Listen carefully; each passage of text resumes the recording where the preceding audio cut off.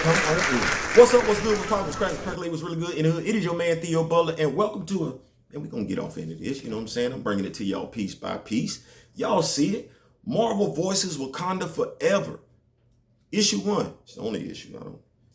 Question: should they number issue if it's the only one? Because it's like when they put number 1. No mind. Y'all now forget that. Y'all clap that thing on up. Before we begin, like, share, subscribe. If you like, leave a comment. If you don't like, leave a constructive comment. Why?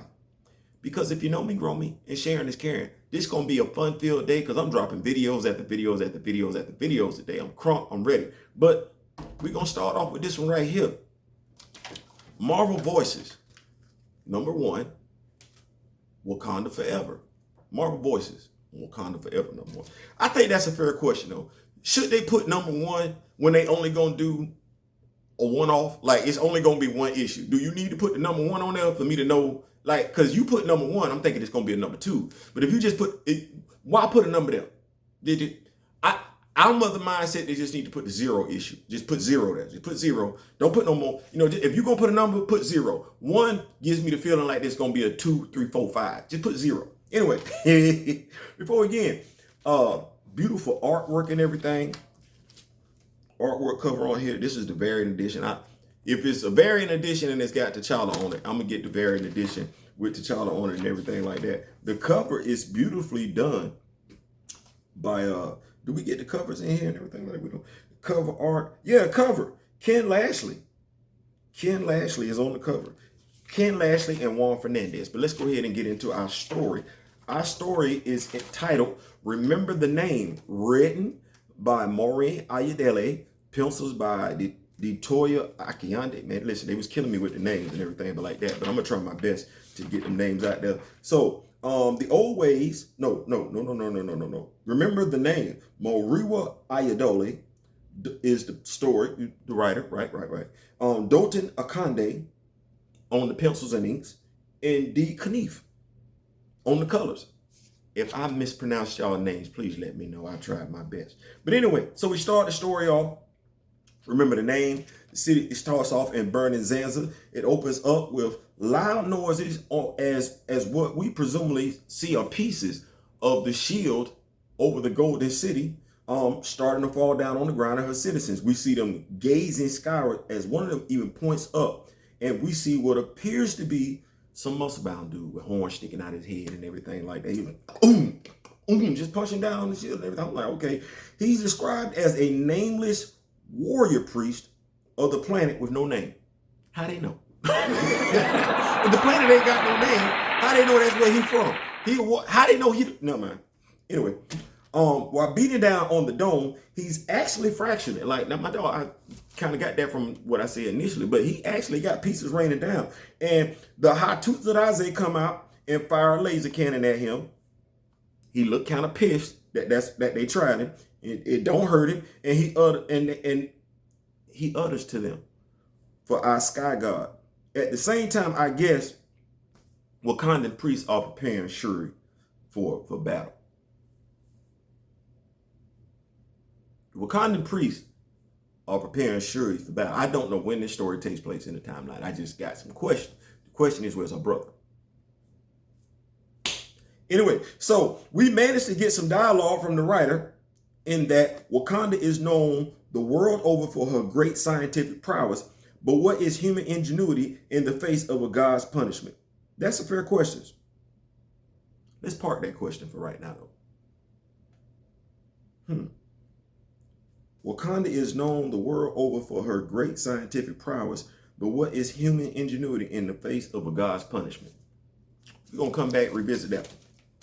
Anyway, continuing our story, back in Wakanda, we see the priest of Wakanda praying over Shuri to rid Wakanda of this nameless priest and his false god, as we peer across to see a beaten down Wakanda army. Y'all see, man, Wakanda army, they strolled out. They strolled out all over the place. Not only do we see the Wakandan army strolled out, we see the Wakanda Special Forces.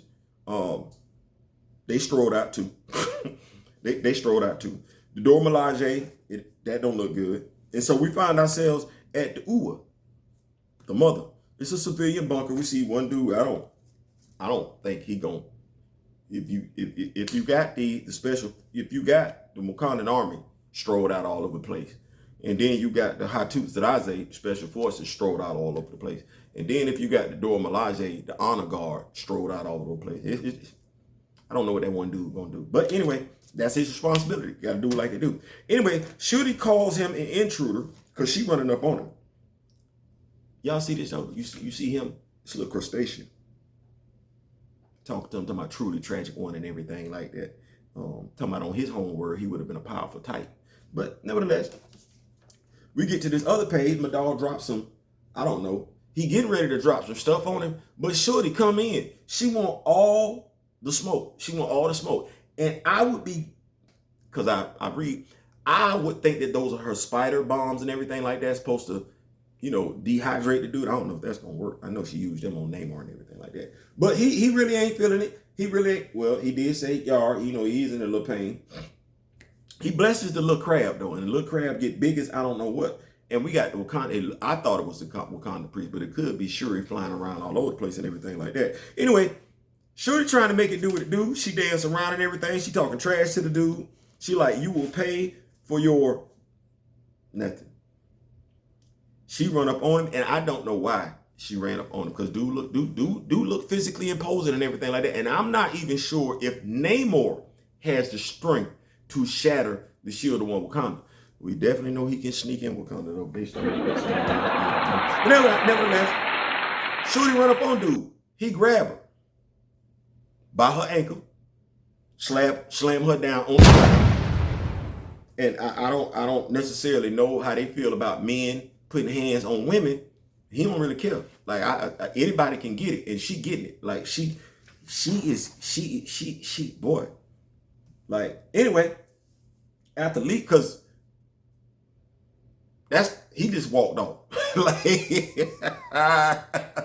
just walked off. She laying there, you know, lip butt, you know, nose blooded up and everything like that. I gotta give it to her for being resilient and everything like that, because Buddy was hitting her like boom, boom, boom. And she like, I am Shorty, daughter of T'Chaka.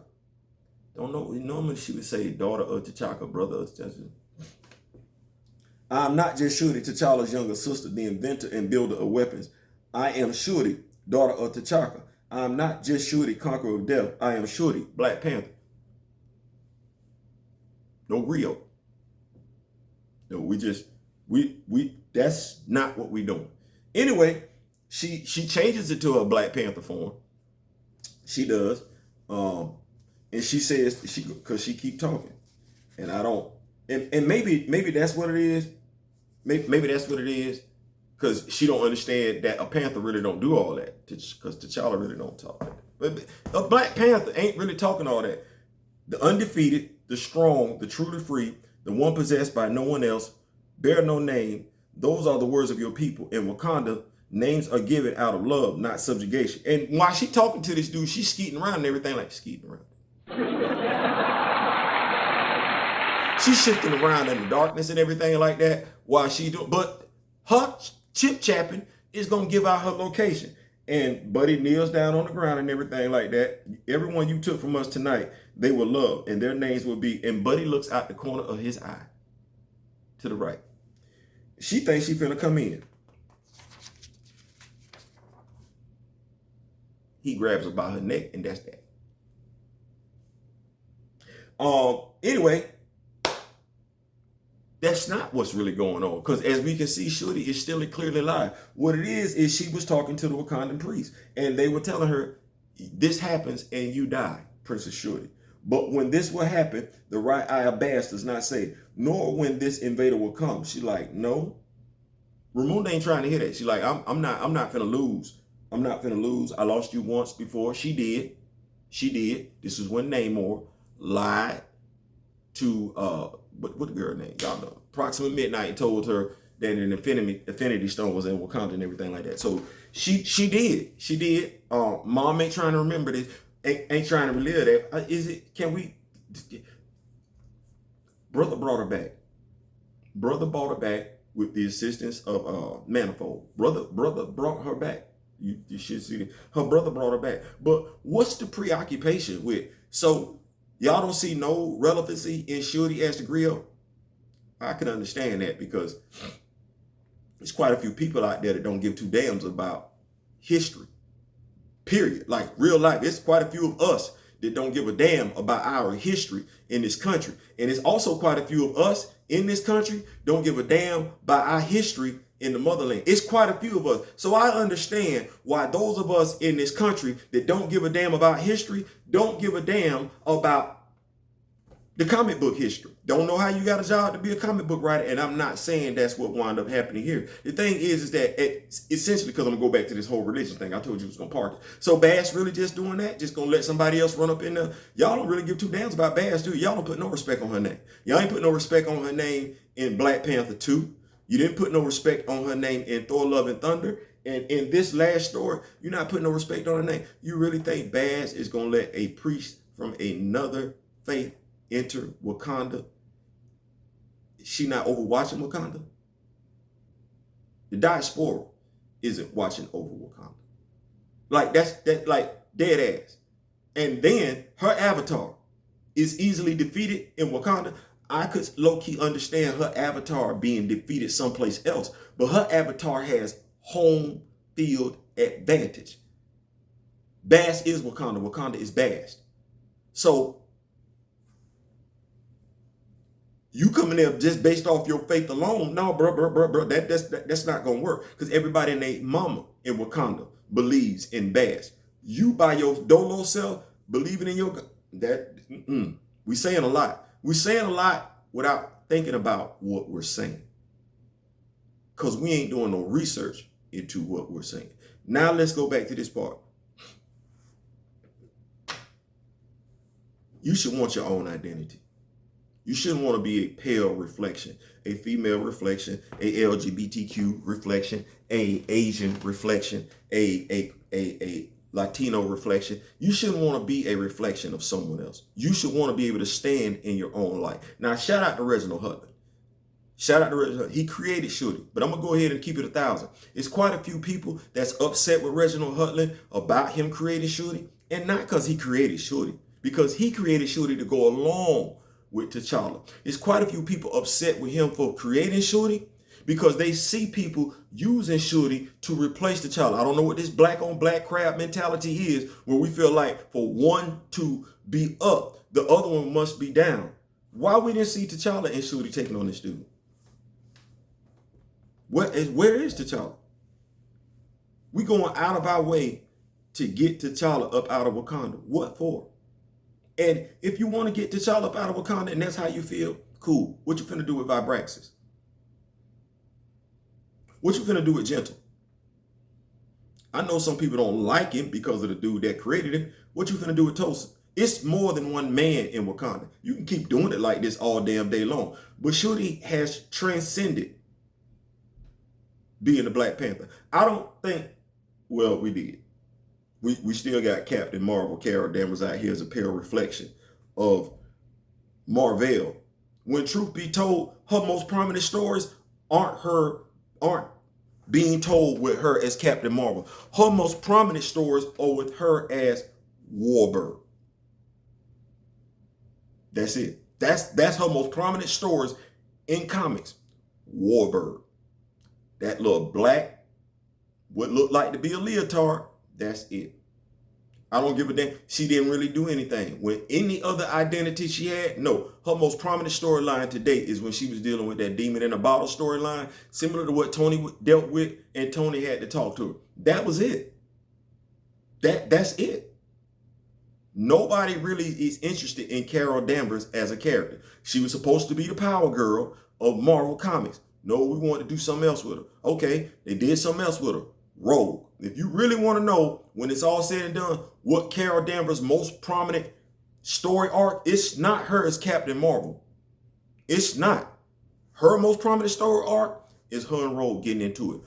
The other one, her being on the Avengers and almost drinking herself off the team. That's her most prominent, regardless of whatever alias she's assumed. That's it. So when we look at Shorty, well, Ta-Nehisi Coates elevates her, transcends her to being a griot. That's a lot in and of itself.